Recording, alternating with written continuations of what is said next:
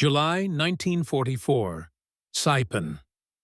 The midday sun hammered the island with a relentless glare. Smoke from distant bombardments curled across the jagged coastline. The Pacific shimmered, deceptively calm, while inland, Japanese defensive positions groaned under constant artillery and aerial assault.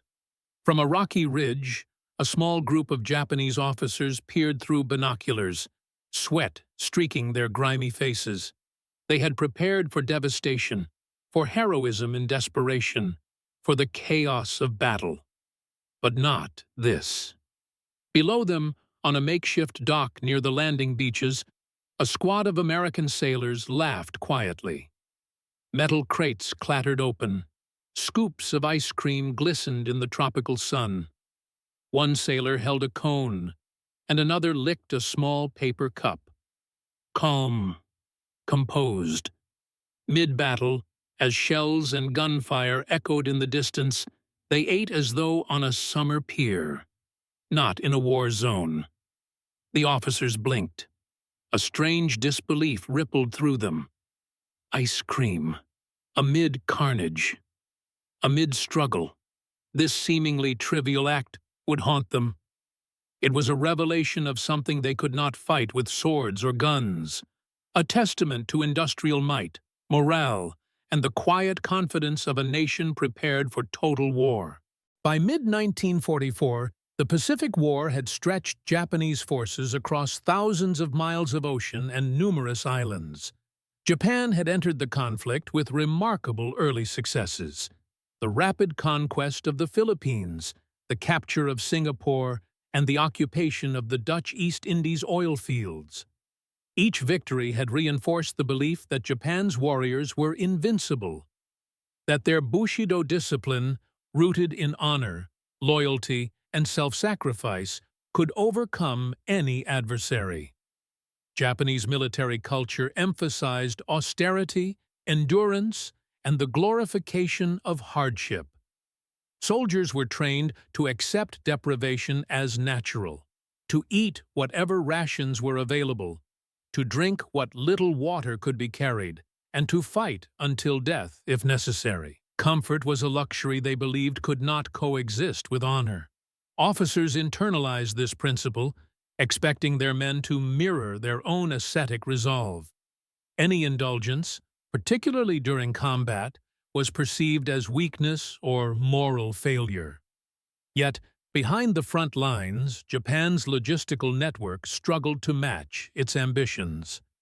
The rapid expansion of territory stretched supply lines thin. Submarines and cargo ships risked Allied interdiction, and many garrisons survived on meager rations of rice, dried fish, or powdered soy. Even medical supplies were scarce. Morale depended heavily on the perception of shared sacrifice. Luxury was not only rare, it was also ideologically alien. Across the ocean, the United States approached war differently. Since December 1941, American industry had transformed at a speed few had anticipated. Factories once producing cars, refrigerators, and household goods converted to tanks, ships, and aeroplanes. Steel, aluminium, and rubber flowed in unprecedented quantities. Every naval vessel carried not just weapons, but a carefully calculated system of supplies, ammunition, medical stores, and, crucially, food and comfort items designed to maintain morale. By the time American forces landed on Saipan, they had perfected what Japanese officers could scarcely imagine. Refrigerated ships, ice-making machines, and insulated supply trains ensured that troops could receive fresh meat, canned goods, and even treats. Ice cream, a simple indulgence, became a symbol of a logistical system capable of turning abundance into a psychological weapon. For Japanese officers observing from their foxholes and hills, such preparation bordered on incomprehensible. The disparity was not merely material. American doctrine emphasized morale as a force multiplier. High spirits, even in adversity, enhanced combat effectiveness. Letters from home, rations of chocolate, and occasional luxuries like ice cream were deliberate tools. Soldiers were not expected to endure deprivation as a moral test. They were trained to fight, rested, and fed in peak condition. This approach clashed violently with Japanese expectations. For decades, Imperial Army manuals had emphasized suffering as proof of dedication. The soldier's worth was measured in endurance, stoicism, and self-denial. A man who enjoyed chocolate or ice cream during battle would not merely be indulgent, he would be dishonorable. Officers, steeped in these ideals, found themselves confronting a reality that defied their cultural and military logic.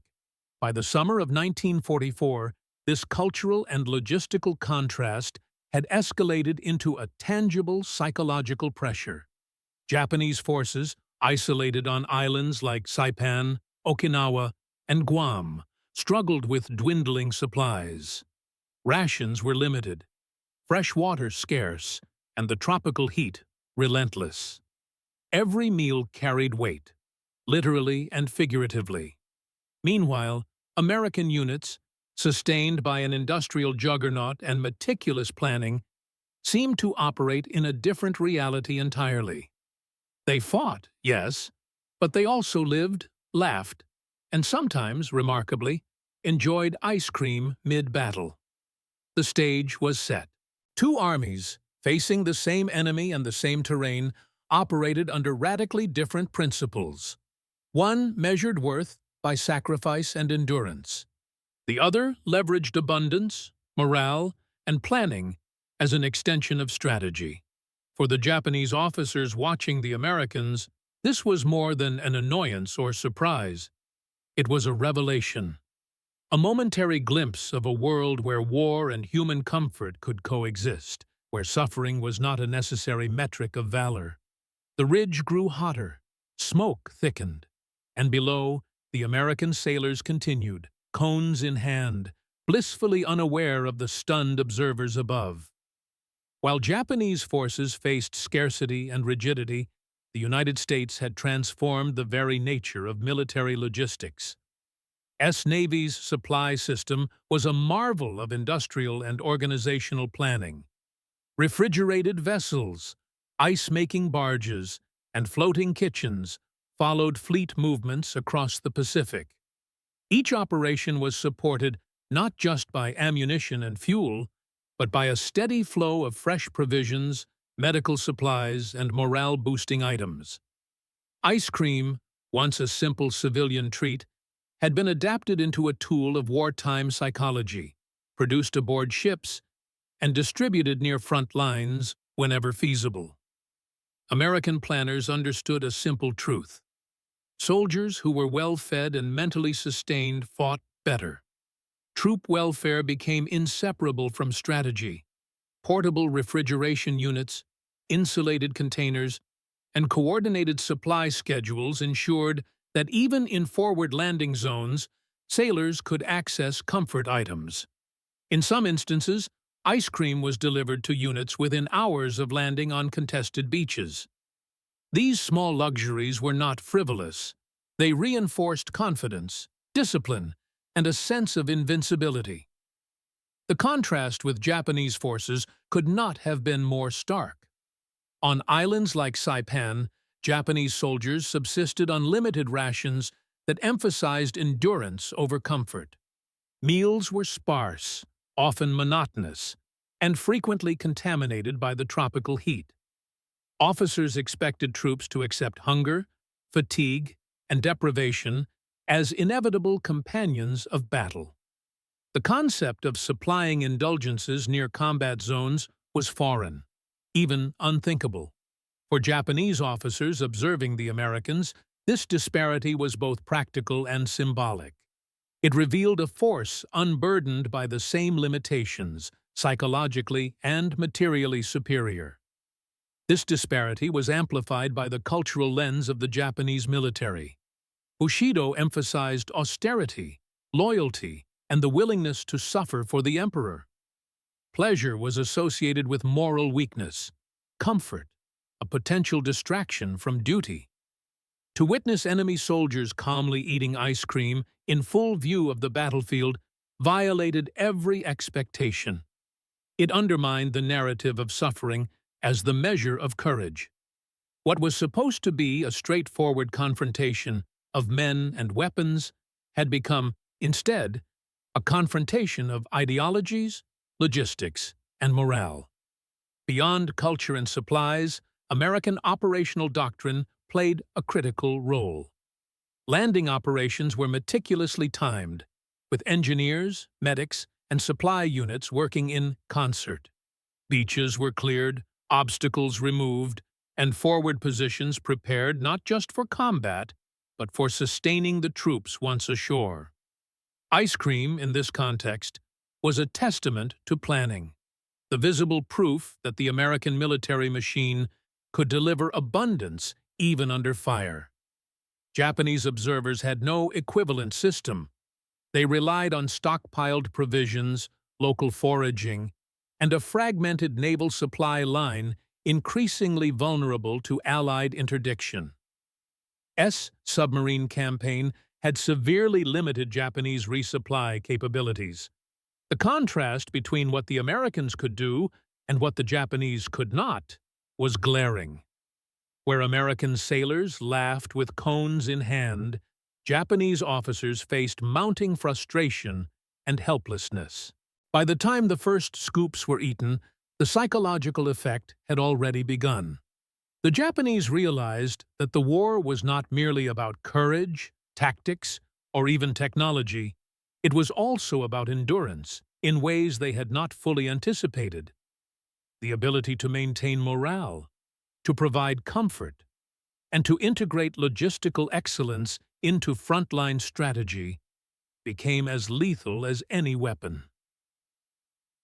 The island sun dipped lower, casting long shadows across the ridge.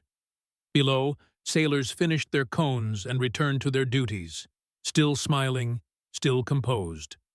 For the Japanese officers, the shock lingered, a quiet, gnawing awareness that they were confronting a fundamentally different war, not one fought solely with rifles or planes, but with steel, ice, chocolate, and the relentless power of industrialized society. It was in this collision of culture, technology, and psychology that the stage was set for the coming angles, human, tactical, and moral dimensions that would define how this simple act, eating ice cream mid-battle, would ripple through strategy, leadership, and the very perception of the enemy. The American sailor, mid-landing, seemed almost impervious to the chaos surrounding him. Sweat streaked his uniform, sand clung to his boots, and the distant thunder of shells marked the relentless rhythm of battle. But he paused, spoon in hand, to enjoy a small cup of ice cream. For him, it was more than a treat. It was a tangible reminder of home, of normalcy, of the life he fought to protect. In the eyes of the Japanese officers watching from above, this simple human indulgence was incomprehensible. To endure hunger and hardship had been the measure of a man in their own ranks. And yet here, a man could fight and laugh, fight and savor sweetness, seemingly without consequence. The psychological contrast was acute. Japanese soldiers, confined by scarcity, measured courage by suffering. Every mouthful of rice was earned through endurance. Every sip of water carried weight.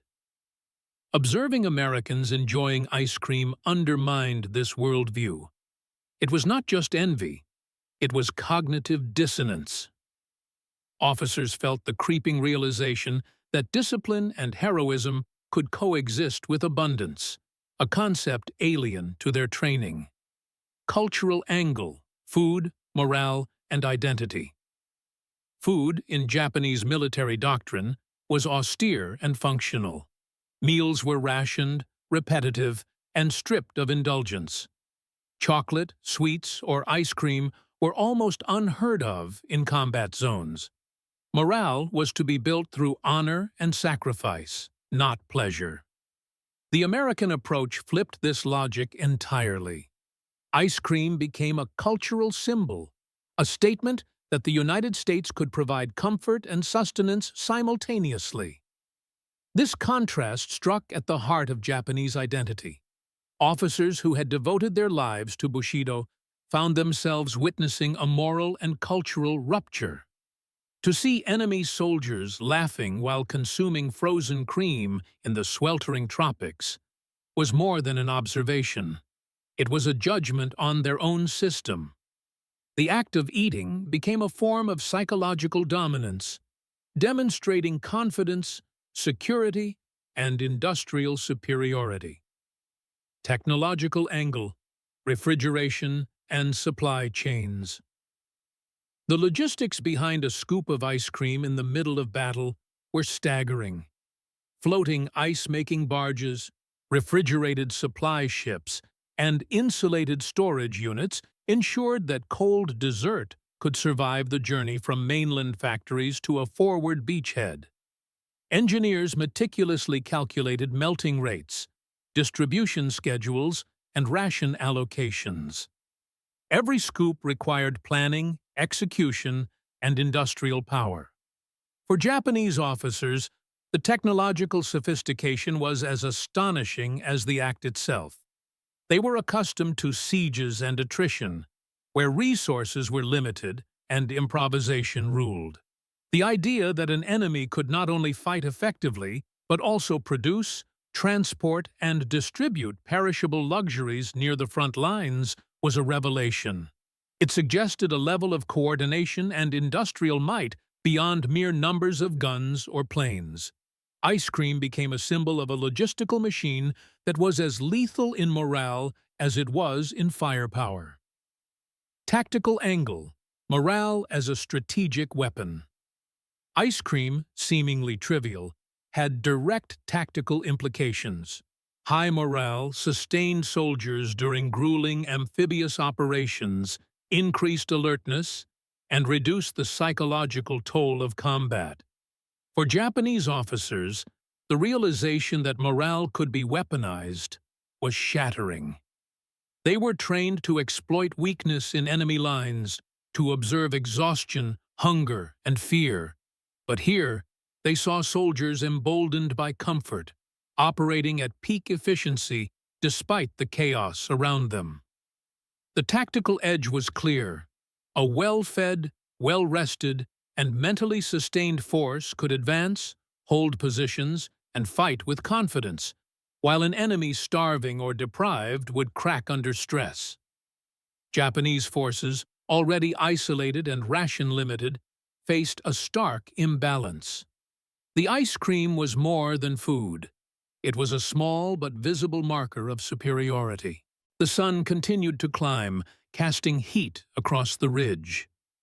Japanese officers adjusted their binoculars, hoping perhaps to glimpse a flaw, a moment of vulnerability.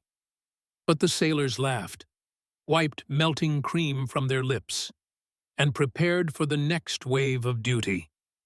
What had begun as disbelief was solidifying into quiet dread, a recognition that they were facing not just men, but a nation capable of sustaining human vitality as a weapon of war.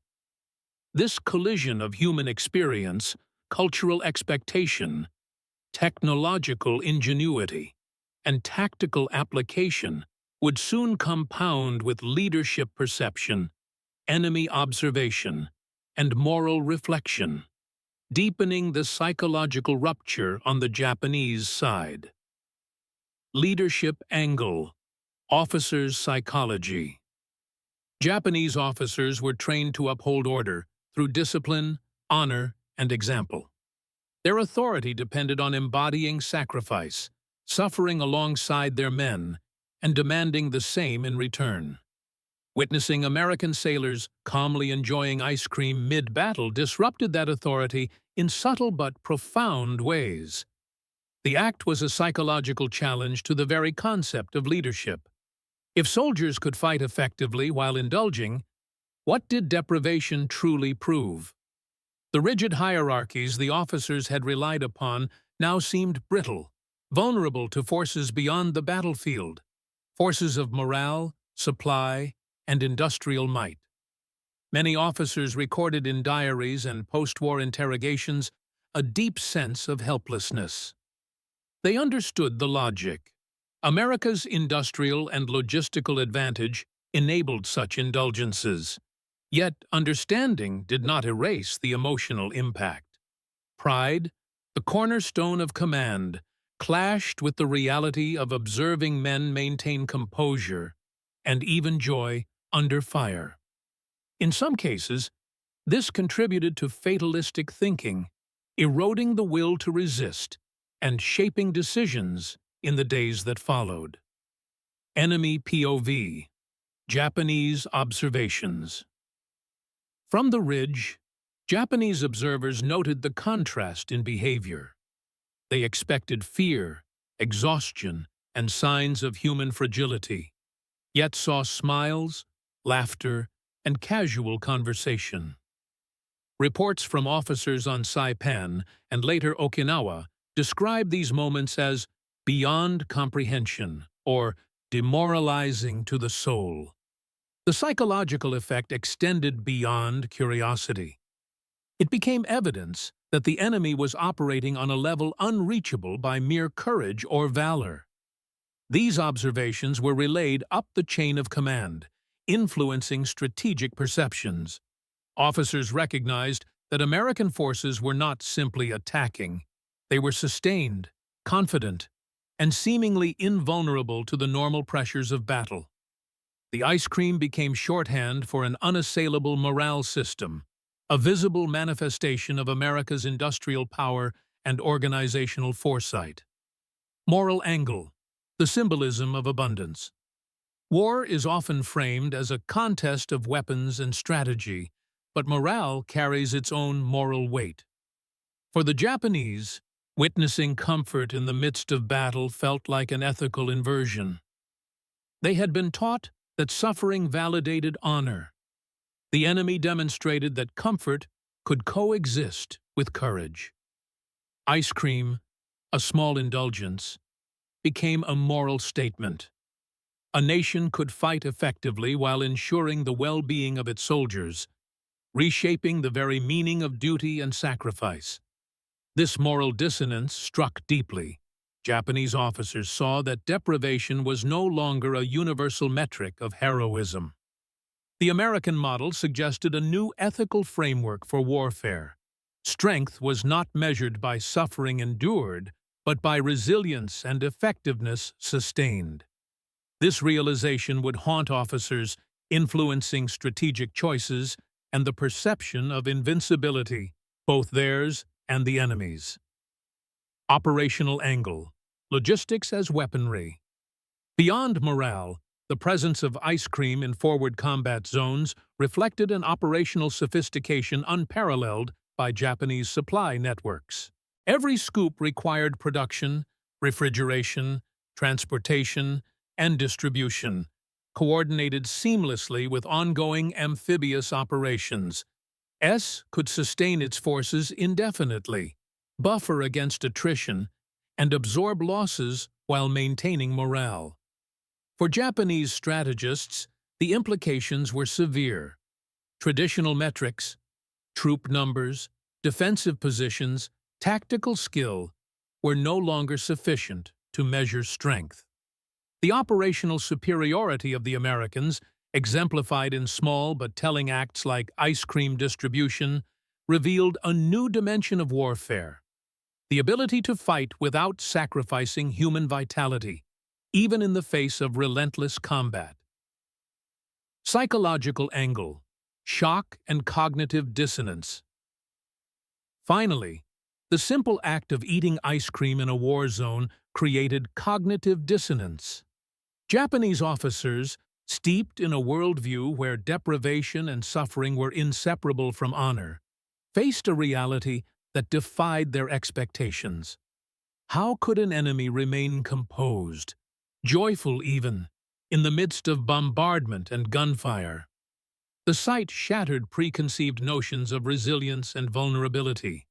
It sowed doubt, weakened resolve, and introduced uncertainty into every tactical decision. By the time the next wave of landing crafts hit the beach, Japanese officers were grappling with more than just the immediate threat. They were confronting an ideology and operational philosophy that challenged their assumptions about war, courage, and human endurance. The ice cream had become a catalyst, revealing not just a physical advantage, but a psychological one that would reverberate through the remainder of the campaign. The sun edged toward afternoon. On the ridge, officers lowered their binoculars, hearts heavy with a realization they could neither ignore nor counter. Below, American sailors cleaned their cones, readied their gear, and prepared to advance with the calm certainty of men shielded by supply, morale, and a nation's industrial might. This collision of human experience, leadership perception, cultural expectation, and operational prowess set the stage for the climax, the moment when these elements converged into decisive psychological and tactical consequences on the battlefield. July 9, 1944. Saipan's northern beaches burnt under the weight of naval bombardment and amphibious landings. Marines, advancing from the surf, encountered Japanese defensive positions carved into cliffs and bunkers. Mortar fire and machine guns tore through sand and foliage, yet amidst the chaos, small acts of normalcy persisted. A cup of ice cream passed from one sailor to another. A quiet laugh shared between men crouched behind sandbags. From a nearby ridge, Japanese officers observed in stunned silence. For months, they had prepared for this moment, rehearsed every defensive maneuver, and expected courage to be tested under deprivation and fear. Yet here was an enemy soldier, shielded by his nation's logistical machine, enjoying a simple pleasure while standing in the midst of mortal danger. One officer later wrote, "I could not comprehend their calm. Even when shells fell around them, they smiled and ate." The psychological fracture began subtly. Officers who had relied on their men's morale, on shared sacrifice and rigorous discipline, now faced doubt.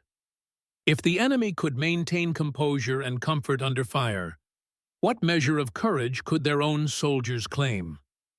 The act of eating ice cream became a mirror reflecting inadequacy, a small yet undeniable proof that they were outmatched not merely by weapons, but by preparation, planning, and human sustainability. The American supply network had transformed what could have been a moment of desperation into a display of unshakable confidence. Refrigerated landing barges had followed the fleet to Saipan, keeping ice cream frozen under the tropical sun. Marines and sailors, conditioned by rigorous training and steady rations, could afford to indulge in this small luxury. Their laughter, soft but persistent, carried across the battlefield, reaching the ears of Japanese sentries and officers alike. This moment crystallized the broader imbalance between the two forces. Japanese soldiers were hungry, fatigued, and often demoralized. Officers demanded obedience under conditions that tested human limits. Any failure or indulgence was punished, discipline was absolute, and resources were scarce. Against this backdrop, the Americans' calm enjoyment of ice cream became an emblem of invulnerability. The contrast was so stark that it reverberated across command posts. The enemy was not just surviving, they were thriving in the midst of battle. In the days following the initial landings, similar observations multiplied. Reports reached Japanese headquarters noting unusual behavior, Marines moving with precision, maintaining steady morale, and displaying composure even when exposed to direct fire. Observers were baffled. Standard Japanese calculations of human endurance, exhaustion, and psychological collapse were failing. The ice cream, small and symbolic, had become a focal point for this realization, a tangible manifestation of a broader systemic advantage. Meanwhile, American commanders noted the effect of these comforts on their own forces. Morale-boosting items like ice cream and chocolate rations were not mere indulgences. They reinforced cohesion, reduced fatigue, and maintained focus under relentless stress. In training and logistics manuals, these practices were framed as strategic necessities. Soldiers were fed, rested, and mentally sustained. Every small act of normalcy became a force multiplier, reinforcing combat readiness and operational efficiency. Japanese officers, trapped in their own scarcity and constrained by rigid doctrine, could only watch. Each scoop consumed by an American sailor became a reminder of the forces they could not match. Industrial capacity, supply efficiency, and a philosophy of sustaining human vitality. They began to recognize a fundamental truth. This war was no longer just a contest of bravery and weapons. It was a contest of logistics, preparation, and the capacity to maintain human morale under the most extreme conditions. By mid-afternoon, the first major defensive positions were breached. Japanese soldiers, exhausted and ration-limited, faltered under the combined firepower and relentless advance of American forces. Officers, carrying the weight of both strategy and cultural expectation, realized that their men's endurance, though heroic, was insufficient against an enemy that could fight, rest, and even indulge without hesitation. The ridge grew quiet as smoke and heat thickened. Below, American sailors finished their ice cream, wiped hands on khaki uniforms, and prepared to move inland. For Japanese officers, disbelief had hardened into dread. The realization was inescapable. The battle was no longer just about territory, guns, or positions. It was about the quiet, unrelenting advantage of a nation capable of sustaining its warriors fully, physically, mentally, and morally, even under the stress of combat. This moment on Saipan's northern beaches marked the beginning of a decisive psychological shift. The calm, the ice cream, the composure. It all signaled a turning point, not in guns or shells, but in perception. Japanese officers were forced to confront an uncomfortable truth. They were facing a foe who could fight with humanity intact, and who wielded abundance as a weapon in itself. The morale gap had strategic consequences. While Japanese troops fought bravely, their efforts were increasingly reactive, defensive, and piecemeal. The Americans, buoyed by well-maintained supplies and high spirits, pressed their advantage relentlessly. The ability to sustain men physically and psychologically became as crucial as any artillery barrage or infantry charge. Even small indulgences, like ice cream, played a role in reinforcing the perception of invincibility and operational superiority. Reports from American commanders highlight the deliberate use of morale support measures. The distribution of ice cream, chocolate, and other comfort items was not incidental. It was integrated into operational planning. Commanders understood that morale could directly influence combat effectiveness, decision-making, and unit cohesion. Soldiers who felt cared for, who could maintain a semblance of normalcy amidst chaos, performed better under fire. In this sense, ice cream was more than a treat. It was a tangible element of strategy, reinforcing the broader superiority of the American forces. The contrast with Japanese forces was stark. Isolated, ration-limited, and bound by cultural expectations of austerity, Japanese soldiers faced an existential strain. Officers could not counter the advantage simply with orders or valor. Every tactical adjustment was shadowed by the broader, systemic imbalance. The Americans could fight, rest, and enjoy simple comforts, while Japanese soldiers faced unrelenting deprivation. This asymmetry, witnessed firsthand on ridges and observation posts across Saipan, would echo through subsequent engagements in the Pacific theater. As the island fell under American control, Japanese officers documented the implications with a mix of disbelief and resignation. The observation of seemingly trivial acts, ice cream, laughter, casual composure, had crystallized into a recognition of a larger truth. The war was being fought not only with weapons, but with industrial capacity, strategic planning, and human resilience sustained through thoughtful logistics. The psychological dimension, amplified by these small but significant gestures, had reshaped the battlefield before the final shots were fired. The surrender of key positions on Saipan marked not just a territorial loss for Japan, but a profound shift in perception. Officers understood that courage and honor, while still vital, were insufficient against an enemy who had mastered the integration of morale, logistics, and operational execution. The simple, surreal image of American sailors enjoying ice cream mid-battle had become a symbol of systemic superiority, a quiet yet decisive factor in the outcome of the campaign. The psychological consequences of Saipan extended far beyond the battlefield.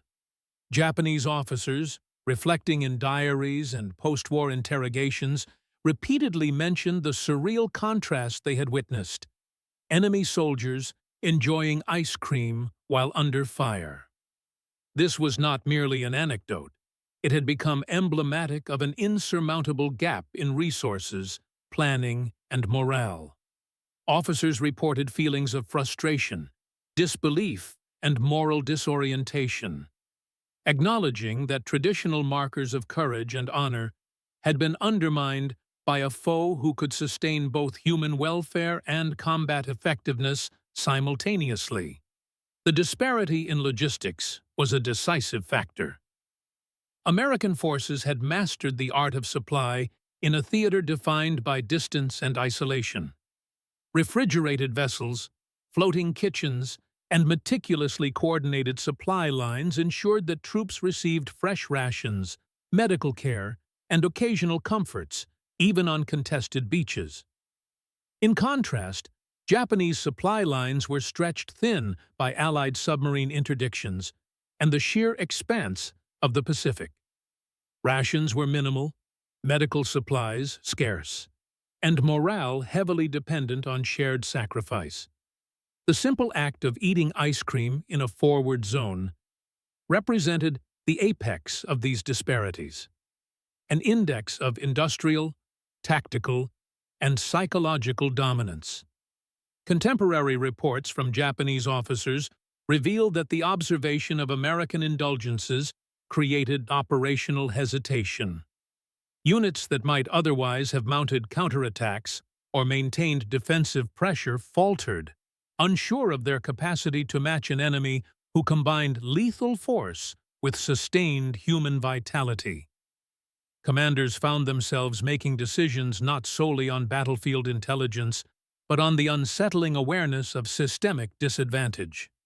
The calm composure of the Americans, manifest in small comforts like ice cream, had become a force multiplier, a subtle yet pervasive weapon shaping the tempo and outcome of engagements. Post-war analyses highlight the broader implications. The Battle of Saipan was not the first instance of logistical advantage shaping morale, but it was among the most visible. Japanese officers acknowledged that the Americans' ability to maintain both physical and psychological well-being under fire was unprecedented. Where valor alone had defined combat for centuries, it was now coupled with industrialized support, creating a form of warfare that prioritized human sustainability as a tactical asset. Ice cream, chocolate, and other simple indulgences were emblematic, signaling a strategic philosophy Japan could neither replicate nor counter effectively. The ripple effects extended into subsequent campaigns. At Guam, Tinian, and Okinawa, Japanese officers and soldiers carried the psychological imprint of Saipan. Awareness of American composure and comfort under fire intensified stress, influenced defensive planning, and in some cases, contributed to decisions to commit ritual suicide rather than face an enemy whose superiority seemed absolute.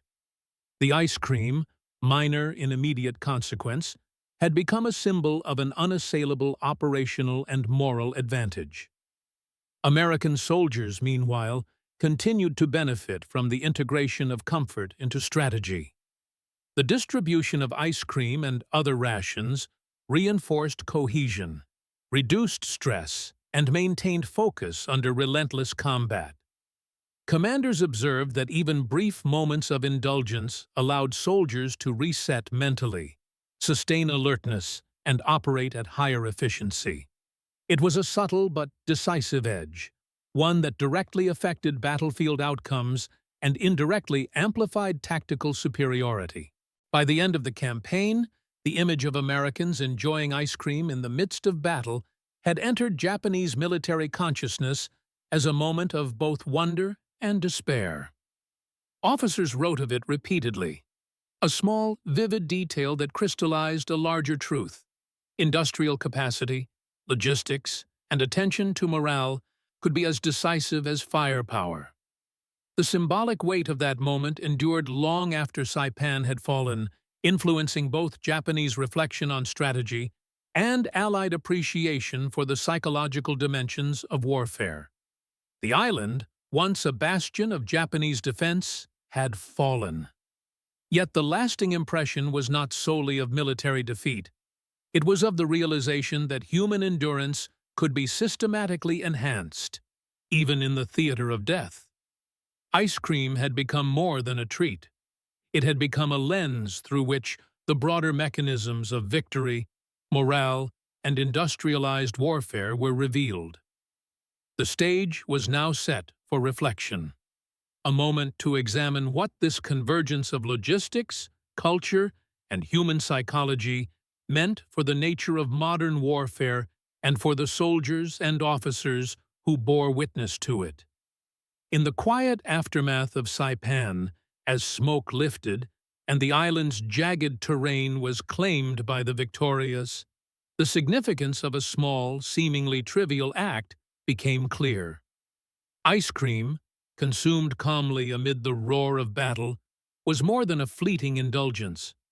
It was a symbol of a nation's capacity to sustain human life, morale, and spirit under extreme conditions. For Japanese officers, it crystallized a painful lesson. Courage and endurance, no matter how heroic, could be eclipsed by planning, preparation, and the deliberate care of soldiers' well-being. This moment underscores a fundamental truth of modern warfare. Victory is not determined solely by guns, artillery, or bravery, but by the seamless integration of logistics, morale, and human resilience. The Americans demonstrated that combat effectiveness could be amplified through attention to human needs, transforming sustenance into strategy and indulgence into psychological leverage. In doing so, they redefined the battlefield itself, a place where industrial capacity and human welfare could coexist, shaping not just the course of engagements, but the perception and resolve of the enemy. For the men on both sides, the psychological weight of that moment lingered. Japanese officers carried the image of calm, laughing sailors as a haunting contrast to their own deprivation and rigid austerity. American sailors, unaware of the profound impact of their actions on observers, exemplified the quiet power of well-supported troops. Ice cream, trivial in isolation, became a lens through which the larger dynamics of power, culture, and human endurance were revealed.